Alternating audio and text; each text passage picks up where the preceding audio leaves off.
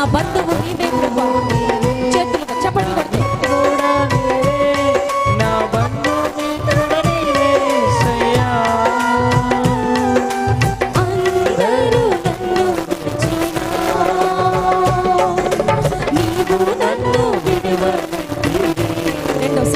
అందరూ మనం విడిచిపోయినా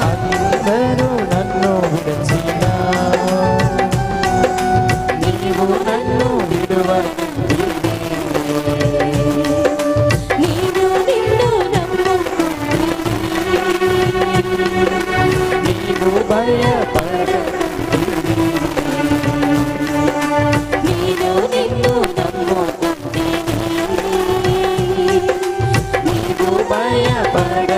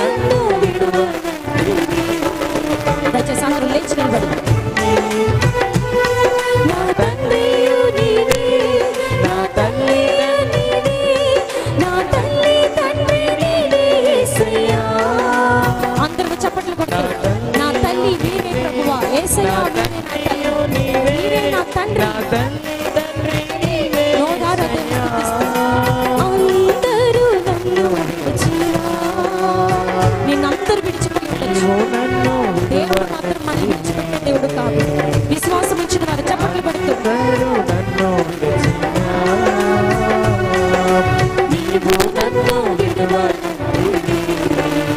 నా తల్లియు నీవే ఉజ్జీవంగా చప్పట్లు నీవే నా తల్లి తండ్రి యేసయ్యా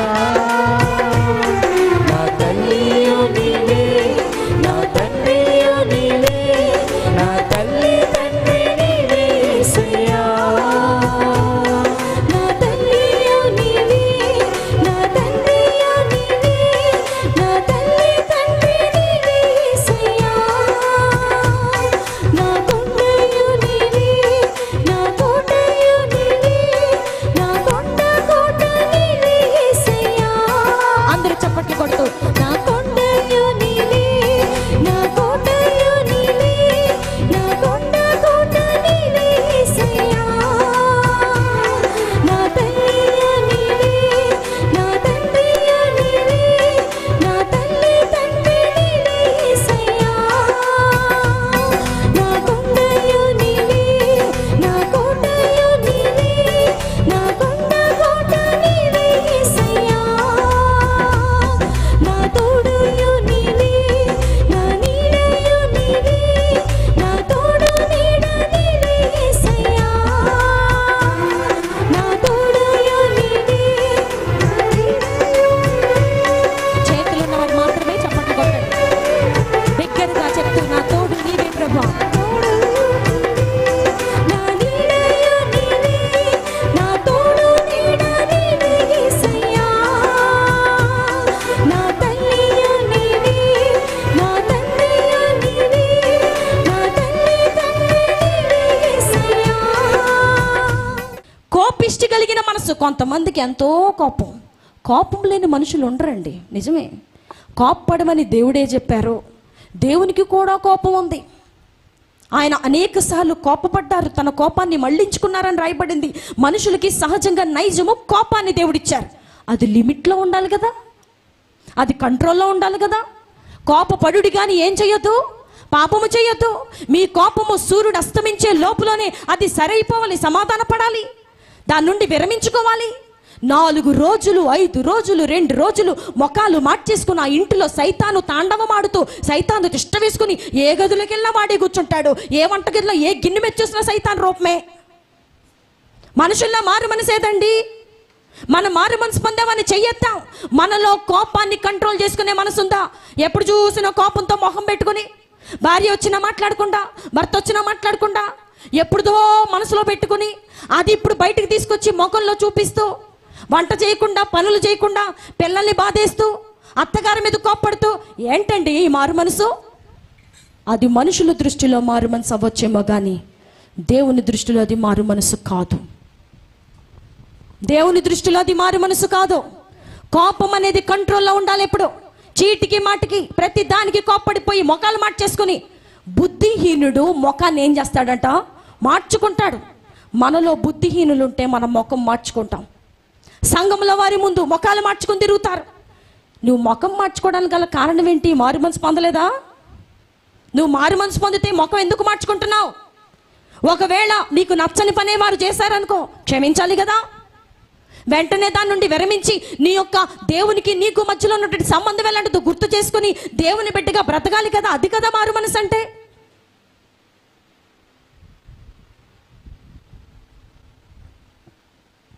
చిన్నప్పుడు చదివేటప్పుడు ఒక పద్యం ఉండేది, తన కోపమే తన శాంతమే తనకు, అది తన కోపమే తనకు శత్రువు, తన శాంతమే తనకు రక్ష అని రాశారు.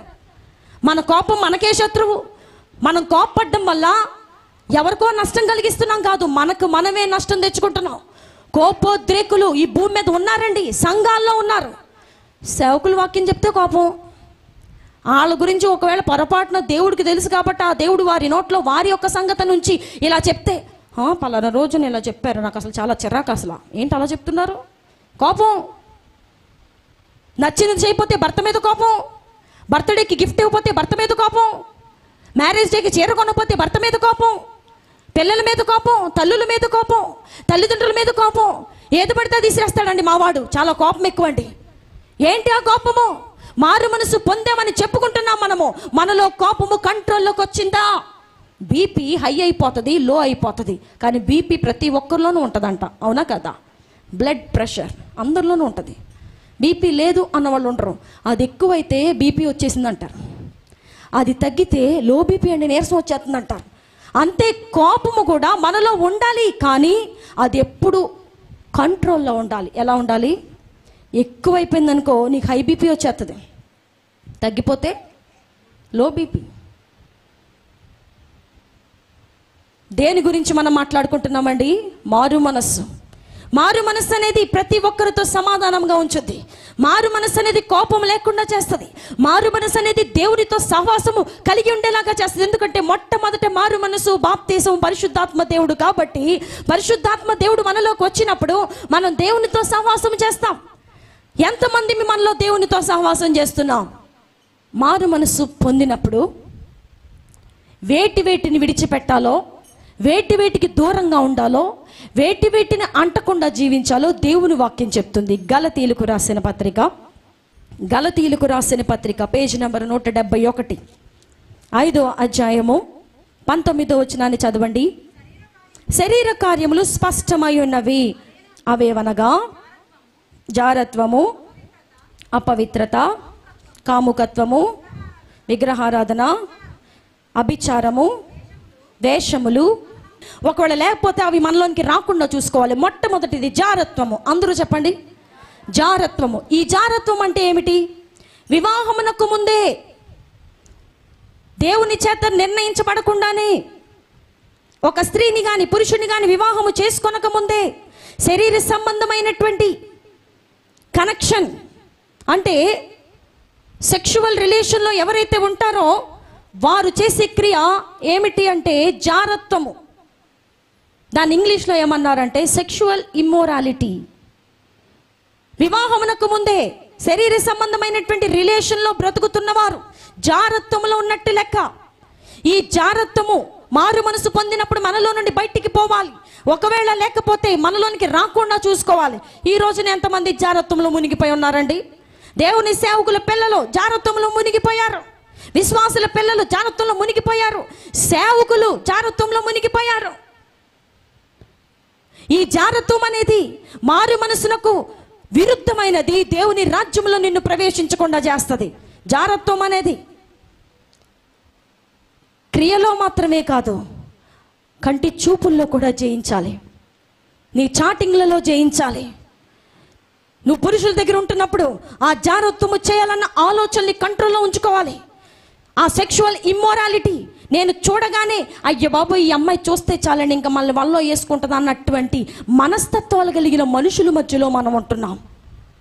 జారత్వాన్ని జయించాలి. మరొకటి అపవిత్రత, దాన్ని ఏమన్నారంటే ఇంప్యూరిటీ, అపవిత్రత అనండి అందరూ ఒకసారి. అపవిత్రత, పవిత్రత కానిది అంతయు అపవిత్రత. Unholy, everything that is unholy comes under this. అపవిత్రత కలిగిన వారు మారు మనసు పొందలేరు. ఆ అపవిత్రత ఉన్నవారు దేవుని సన్నిధికి వచ్చినప్పుడు క్రీస్తు ప్రభు రక్తంలో కడుగుబడితే అపవిత్రత పోయి పవిత్రులుగా మార్చబడతారు. అది నీలో ఉన్నంత కాలం నిన్ను మారు మనసులకు నిన్ను తీసుకుని పోలేదు. మనలో నుండి అపవిత్రతను తీసివేయాలి. ఈ అపవిత్రత ఏ ఏ విషయాల్లో అపవిత్రతగా ఉండొచ్చు. మాట్లాడే విషయంలో కొంతమంది అనేక రకాల రెండర్థాల మాటలు మాట్లాడతారు, అది వారిలో ఉన్నటువంటి అపవిత్రత. కొంతమంది దేవుని సంబంధమైనది కాకుండా దేవునికి విరుద్ధమైనటువంటి లోకాచారాలు వెంబడిపోతూ ఉంటారు, అది వారిలో ఉన్నటువంటి అపవిత్రత. ఏంటో పసుపు కుంకాలు పాముకుంటూ ఉంటారు, పెళ్లి మొదలు పెడితే చాలు ఇక రకరకాలైనటువంటి అక్కడే చూడొచ్చు, అది వారిలో ఉన్నటువంటి అపవిత్రత. ఈ అపవిత్రతలన్నీ మనలో ఉంచుకొని మారు మనసు పొందానండి, నేను 10 సంవత్సరాలు అయిందండి. మారు మనసు పొందాలంటే కొన్ని రూల్స్ రెగ్యులేషన్స్ ఏమేమి ఉండకూడదు ఇక్కడ చెప్పారమ్మా. నువ్వు ఇవన్నీ చేసేస్తున్నావు, మారు మనసు పొందానని చెప్పుకుంటున్నావు. నీలో పవిత్రత ఉంటే నీ మాట నీ అల్లుడి దగ్గర మాట్లాడినప్పుడు, నీ తోటి సహోదరుల దగ్గర ఒక స్త్రీగా నువ్వు మాట్లాడుతున్నప్పుడు రెండర్థాల మాటలు రాకుండా మాట్లాడగలుగుతున్నావా? ఈయనండి మా అల్లుడండి, రోజు నన్ను బండి మీద ఎక్కించుకొని తీసుకెళ్తాడండి, ఆయనే ఆఫీస్కి దించుతాడు, ఆయన ఆఫీస్. అయ్యో బాబోయ్, అసలైన అపవిత్రత నీలోనే ఉంది. ఇదెక్కడ విచిత్రం అండి? నీ భర్త నీకుండగా నీ అల్లుడు నిన్ను దించడం ఏమిటి? ఇదెక్కడ సైతాన్ యొక్క క్రియలు? సంఘములో వీటన్నిటిని కడగాలి. ఎవరి బండి నేను ఎక్కనో, నేను మారు మనసు పొందాను. అక్కడ కూర్చుంటే మాత్రం ఏమైపోద్దండి, బస్ టైం అయిపోతుందో పక్కన, ప్రతిదీ చెయ్యొద్దంటారు మీరు. చెయ్యొద్దు.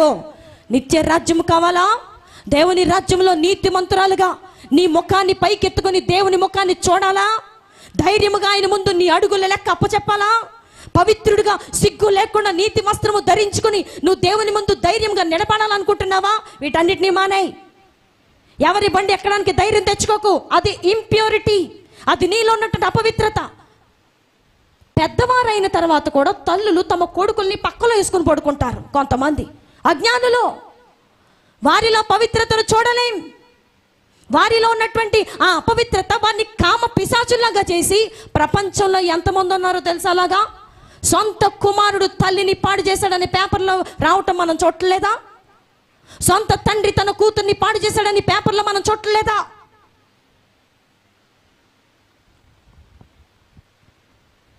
పవిత్రత, ప్యూరిటీ.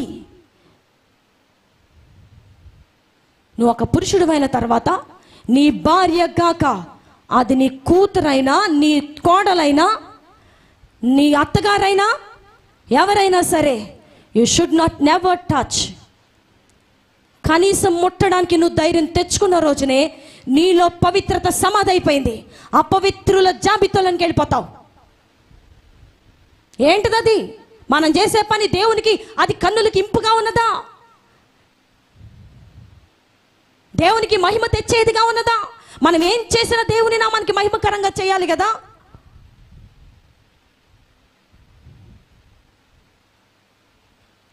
కూతురైతే మాత్రం పక్కన కూర్చోబెట్టుకుని ముద్దులు పెట్టమని, ఇలా చేతులు వేసుకుని కూర్చోమని చెప్పారా దేవుడు? ఏం అపవిత్రతది?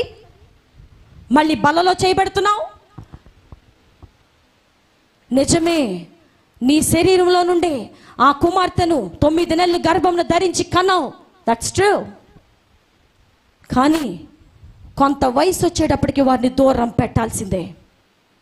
సైతాను మంచోడు కాదండి. అందరూ చెప్పండి, సైతాను మంచోడు కాదు.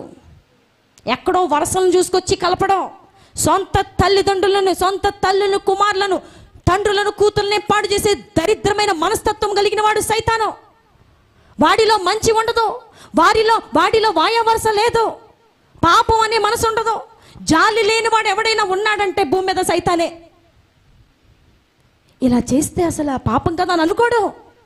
చిన్నపిల్ల కదా పాపం, ఇంత పెద్దవాడు వచ్చి ఆ అమ్మాయిని ఏదో రకరకాలుగా పాడు చేస్తుంటే పాపం అని అనుకోడు.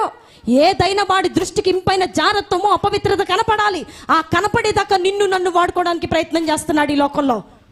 మారు మనసు పొందిన వారు భార్య గాక భర్త గాక వారిద్దరూ తప్ప ఇక ఎవరి మీద చేతులు వేయకూడదండి.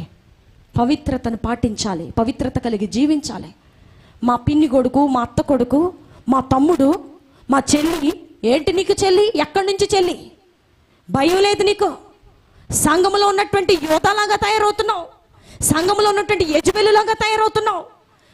వ్యభిచారం చేయొద్దని చెప్పినా సరే నువ్వు అదే ఆలోచనలతో ఉన్నావు. నిజమే, సొంత చెల్లె యవనస్తురాలు పక్కన కూర్చున్నావు.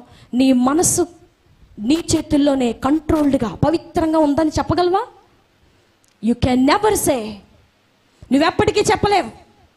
నీ మనసు పవిత్రంగా ఉందని నువ్వు చెప్పలేవు.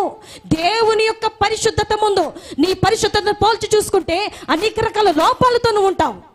చెల్లే పైకి, తమ్ముడే, అన్నయ్యే, మావయ్యే, మావయ్య గారే, అల్లుడే అయితేనేమండి సైతానికి వరసలు లేవు. ఎవరినైనా ఎటు నుంచైనా వంచేసి పడేయగలడు. పేద ధనిక తేడా చూడడు. మనము దుష్టుని జయించాలి అంటే మారు మనసు పొందాలి. మారు మనసు పొందుతున్నామంటే జారత్వంలో నుండి బయటికి రావాలి, అపవిత్రతను మనలో నుండి తీసివేసుకోవాలి. ఫోన్ నిండా పురుషుల నెంబర్లు పెట్టుకుంటారు కొంతమంది. ఎప్పుడు వాళ్ళతో మాట్లాడతారు. ఎవరండి మీరు మాట్లాడుతున్నారు అస్తమాను? నాకు తమ్ముడు వరుస అవుతాడండి. యాక్చువల్గా నేను అన్నీ తెలుసుకుంటాను. నువ్వు తెలుసుకునేది పవిత్రతను స్థాపించుకోలేదా? పవిత్రంగా జీవించాలని దేవుని రాజ్యంలో దేవుని ముఖాముఖిగా చూసే అంత గట్స్ కావాలనుకోవట్లేదా? సిగ్గుపడతా నీతి వస్త్రం లేకుండా చిరిగిపోయిన గుడ్లతో నుంచుంటాం అక్కడ. ఏది నీలో పవిత్రత అనే వస్త్రం ఏది? ఈ భూమి మీద మనం చేసిన క్రియలను బట్టి మనకు ఒక వస్త్రం నియమించబడుతుంది. అదే నీతి వస్త్రము. అది నీతిమంతులకి పడుతుంది. మనలో నీతి ఉంటే ఆ వస్త్రాన్ని మనకిస్తారు. తమ్ముడండి, అన్నయ్య అండి, ఏం మాట్లాడుకుంటున్నావు? అసలు ఇంకా చెప్పకూడనటువంటి మాటలు ఏంటంటే, స్త్రీలు నెలసరి సమయంలో కూడా ఎవరెవరికో ఫోన్లు చేసి నాకు ఈ రోజున బాలేదు, నాకు నెలసరి, నాకు పీరియడ్స్ టైంలో ఉన్నానని చెప్తున్నారు. సిగ్గులేని నోరు, అసలు కనీసము భయము లేనటువంటి నోరు. నువ్వు మారు మనసు అనే పదము చెప్పటానికి కూడా యోగ్యురాలు కాదు అన్నంత భయంకరమైన ఊపిలోనికి సైతాన్ని నిన్ను దించేశాడు. నీకు పీరియడ్స్ వస్తే ఎవరికి చెప్పాలి?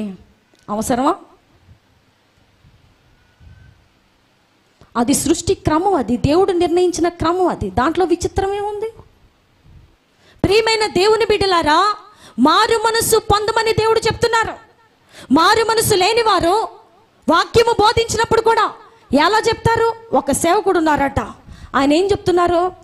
భార్యలు భర్తలు ఎలా సంసారాలు చేయాలో చెప్తున్నారంట మందిరంలో. చూడండి, మారు మనసు లేని వారి నోట్లో నుంచి మారు మనసు లేని మాటలే వస్తాయండి. దేవుని వాక్యాన్ని చెప్పవలసిన సేవకుడు, దేవుని వాక్యాన్ని బోధించవలసినటువంటి సేవకుడు స్త్రీ పురుష సంబంధాల గురించి నీకెందుకు? ఎలా పవిత్రంగా ఉండాలో చెప్పు, ఎలా సంసారం చేయాలో నువ్వు చెప్పాల్సిన అవసరం లేదు. మన హృదయం నిండి ఉండిన దాన్ని బట్టి మన పెదవులు ఏం చేస్తాయి? మాట్లాడతాయి. నీ హృదయం కామత్వంతో కాముకతతో నిండి ఉంటే అదే మాటలు మాట్లాడతావు.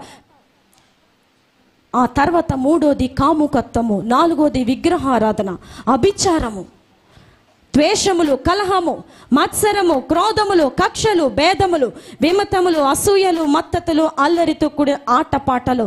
ఇవన్నీ చెప్పడానికి ఇప్పుడు సమయము కాదు, కానీ మరొకసారి దేవుడు మనకు అవకాశం ఇస్తే వాటిని గురించి చర్చించుకుందాం.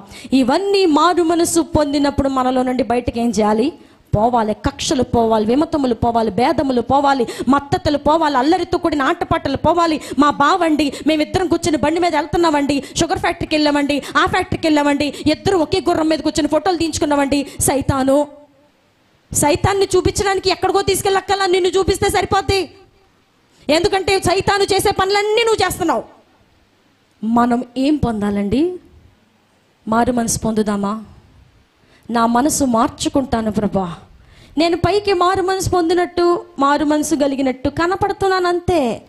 నా మనసు నిజంగా మారలేదు ప్రభా. అందరూ చెప్పండి, ప్రభా నేను మారు మనసు పొందుతాను. పొందని ఎడల మిమ్మల్ని చూడలేను, పొందని ఎడల మీ రాజ్యంలో ప్రవేశించలేను. దించండి. మనం మారు మనసు పొందకపోతే ఎక్కడికి వెళ్ళాం? ఈ ప్రయాస అంతా దేనికోసం? దేవుని రాజ్యంలో ఆయన్ని చూడటం కోసమే. ఒక మాట చెప్పి మీకు ముగిస్తా. మనం భక్తిలోకి వచ్చిన దగ్గర నుండి ఇప్పటి వరకు యేసు ప్రభు యేసు ప్రభు అని ఎన్నిసార్లు అని ఉంటాం? కొన్ని లక్షల వేల కోట్ల సార్లు అన్నాం కదా. ప్రభువారు, యేసయ్య, తండ్రి, పరిశుద్ధాత్మ దేవుడు అనేక రకాలుగా విన్నాం, చెప్పుకుంటున్నాం, కానీ చూడలేదు. చూసామా? యేసు ప్రభుని ముఖాముఖిగా చూసామా? విన్నాం, వాక్యాలు చెప్పుకున్నాం, ప్రార్థన చేసాం, నమ్మాం, ఆయన గురించి అనేక రకాలుగా నిరీక్షించాం, ఆయన నుంచి అనేక కార్యములు చూసాం, అద్భుతాలు చూసాం, దీవించబడ్డాం, ఆశీర్వదించబడ్డాం, అన్నీ చేసాం, కానీ చూడలేదు. చూడాలంటే పరలోక రాజ్యమునకు వెళ్ళాలి. పరలోక రాజ్యమునకు వెళ్ళాలంటే మారు మనసు ఏం చేయాలి? పొందాలి. ఒకవేళ నువ్వు మారు మనసు పొందిన నెక్స్ట్ డేనే దేవుడు నిన్ను తీసుకెళ్ళిపోయారు అనుకో, దేవుని రాజ్యంలో నువ్వు ఖచ్చితంగా కనపడతావు. ఎందుకంటే బాప్తిసమునకు అంత ప్రాధాన్యత లేదు. ఎందుకంటే సిలువ మీద ఉన్నటువంటి దొంగ బాప్తిసం తీసుకోవాలా, మారు మనసు పొందాడు. ప్రభా, మీరు మీ రాజ్యంలోకి వెళ్ళేటప్పుడు నన్ను కూడా ఏం చేయండి.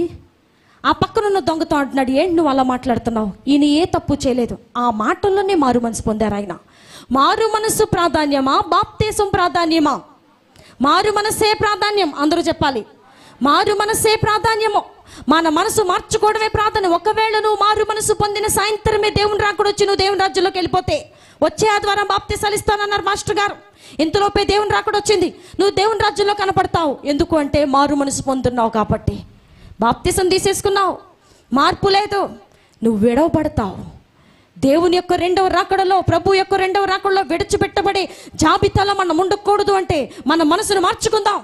మారు మనసు పొందితేనే సరి, లేకపోతే దీపస్తంభం నీ దగ్గర నుంచి ఏం చేస్తానన్నారు? తీసేస్తానన్నారు. నువ్వు మారు మనసు పొందితేనే సరి, లేకపోతే నీ దగ్గర ఉన్నటువంటి దీపస్తంభాన్ని తీసి అవతల పడేస్తా, నువ్వు చీకటి అయిపోతావు అని చెప్పారు దేవుడు. కాబట్టి ప్రియ సంగమా, అందరము మారు మనసు పొందుదాం. మారు మనసు పొంది ఒకవేళ పడిపోతే మరలా తిరిగి లేచి, ప్రభా నన్ను నిలబెట్టండి, మీ రాజ్యంలో రెండవ రాకడలో మిమ్మల్ని ఎదుర్కొనే ధైర్యం నాకు కావాలని దేవుని సన్నిధిలో ఏం చేద్దాం? పశ్చాత్తాపంతో మారు మనసును పొందుదాం. దేవుడి కొద్ది మాటలు దీవించునుగాక.